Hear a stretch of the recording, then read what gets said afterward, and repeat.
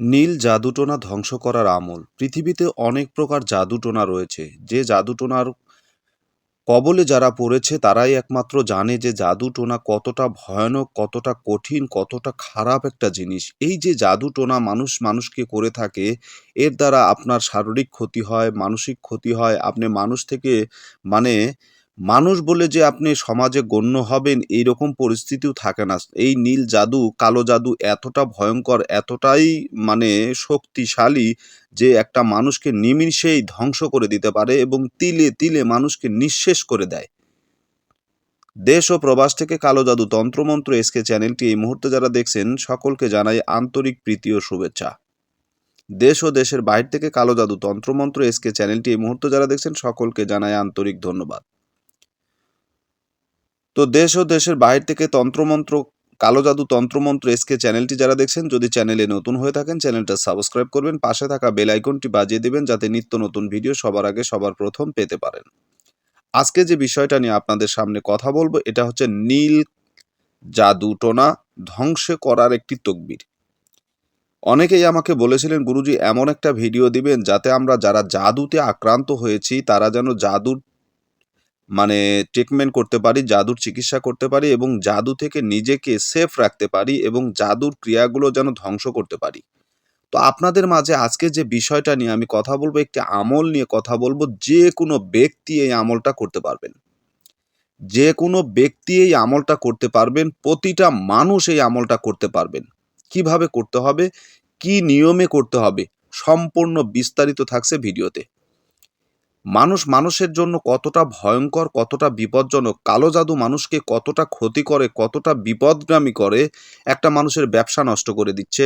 কোনো মানুষ ভালো চলতেছে, তার চলাটাকে পছন্দ হচ্ছে না বিধায় শত্রুতা করে তার ব্যবসা প্রতিষ্ঠান নষ্ট করে দিচ্ছে, তার ইনকাম সোর্স বন্ধ করে দিচ্ছে, তার উপার্জন বন্ধ করে দিচ্ছে, চাকরি যেন না হয়, লেখাপড়া করেছে শত্রুতা করে তার চাকরির কর্মস্থলটাকে বন্ধ করে রাখা হচ্ছে, উপার্জনের পথটাকে বন্ধ করে রাখা হচ্ছে।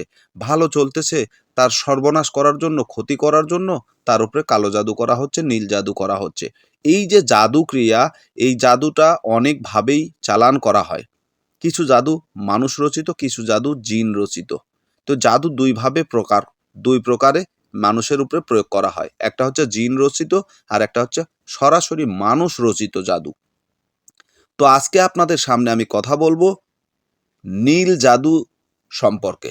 নীল জাদুটোনা ধ্বংস করার একটি আমল নিয়ে কথা বলবো। কিভাবে এই নীল জাদুকে আপনারা ধ্বংস করে দিবেন।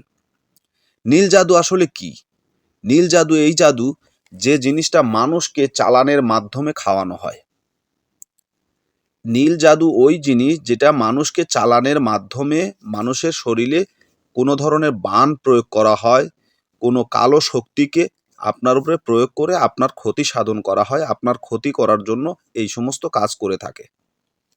যার ফলে আপনার দিনের পর দিন স্বাস্থ্যের অবনতি হবে, দিনের পর দিন আপনি সুস্থ মানুষ থেকে অসুস্থ মানুষের পরিণত হবেন, দিনের পর দিন আপনার শরীরের এক একটা অংশ নষ্ট হয়ে যাবে।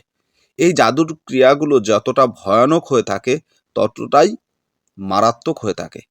কারণ এই জাদুর যে কিছুগুলো ক্রিয়া থাকে, যে কিছুগুলো মাধ্যম থাকে, যেমন সেই মাধ্যমের জিনিসপত্রগুলো যেটাকে তোমার বলা হয়, যেমন বিভিন্ন প্রকারের সরঞ্জামকে একত্রিত করে তার উপরে মায়া এবং কালো জাদু প্রয়োগ করা হয়, নীল জাদু প্রয়োগ করা হয়।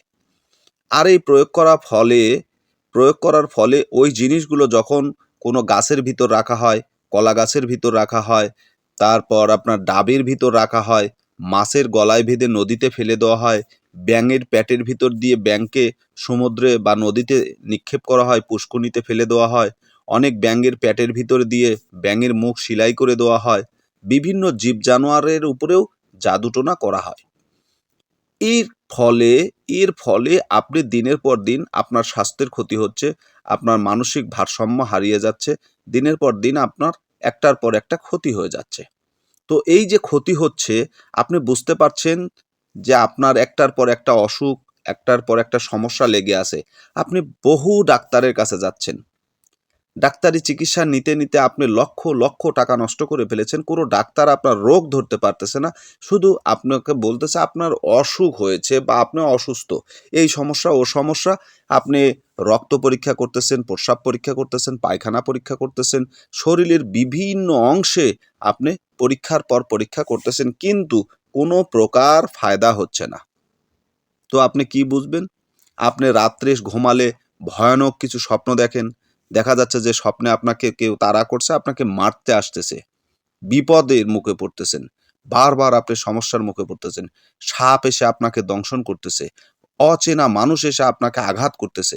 আপনি বুঝে নেবেন আপনার উপরে নীল জাদু, কালো জাদু করা হয়েছে। এই জাদু থেকে আপনি কিভাবে নিষ্পত্তি এবং মুক্তি পাবেন?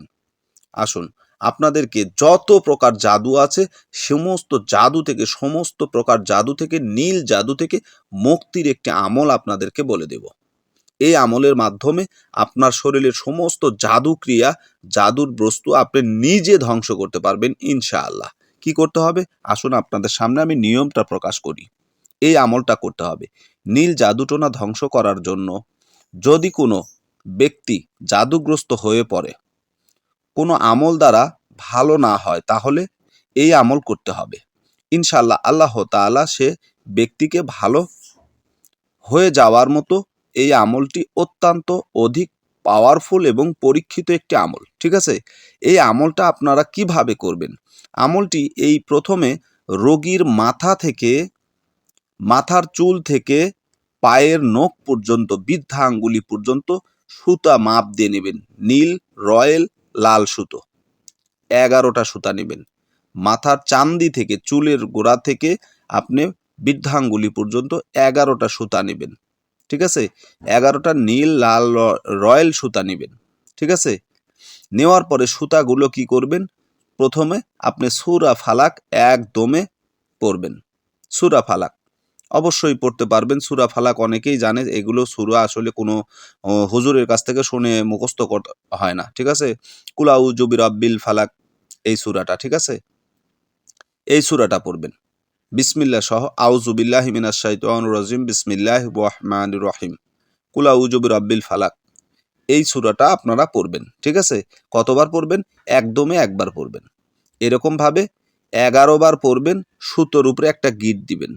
আবার 11 বার পড়বেন, সুতোতে একটা গিঁট দিবেন। আবার 11 বার পড়বেন, সুতোতে একটা গিঁট দিবেন। এরকমভাবে 11 বার করে পাঠ করবেন এবং সুতোর উপরে একটা করে গিঁট দিতে থাকবেন। ঠিক আছে? আপনাকে একটা জিনিস মনে রাখতে হবে, সুতার এই মাথা এবং ওই মাথা, দুইটি মাথায় দুইটি গিঁট যেন হয়। মাঝখানে আপনি বাকি 9টি গিঁট দিয়ে দিবেন।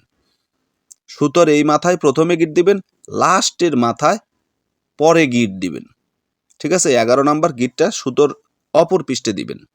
এখন এর পরে কি করতে হবে? এই সুতোটাকে আগুনে জ্বালিয়ে দিতে হবে, নিক্ষেপ করতে হবে। আগুনে যখন জ্বালাবেন তখন আপনি ওখানে উপস্থিত থাকবেন। এই সুতো থেকে একটা বিশ্রী দুর্গন্ধ বের হয়ে আসবে।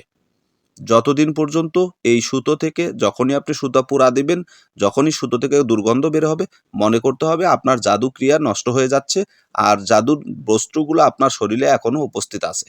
তাই যে কয়েকদিন আপনার শরীর থেকে এই সুতোর পোড়া গন্ধ বের হবে, ততদিন পর্যন্ত এই আমলটা করতে থাকবেন। ইনশাআল্লাহ 2 থেকে 3 দিন, অতিরিক্ত কোনো ব্যক্তির জন্য 7 দিন করতে হয়, এর বেশি লাগে না। তো আধা ঘন্টার একটা আমল যদি আপনি করতে পারেন, সমস্ত জাদু ক্রিয়া থেকে আপনি খুব সহজেই মুক্ত হতে পারবেন ইনশাআল্লাহ, কোনো প্রকার সন্দেহ নাই। অনেক পরীক্ষিত পাওয়ারফুল একটা আমল, পবিত্র কোরআনই একটা আমল আপনাদেরকে দিলাম। কারণ মহান আল্লাহ তাআলা পবিত্র কোরআনে সূরা ফালাক এবং নাসকে নাজিল করেছে জাদুকে নষ্ট করার জন্য।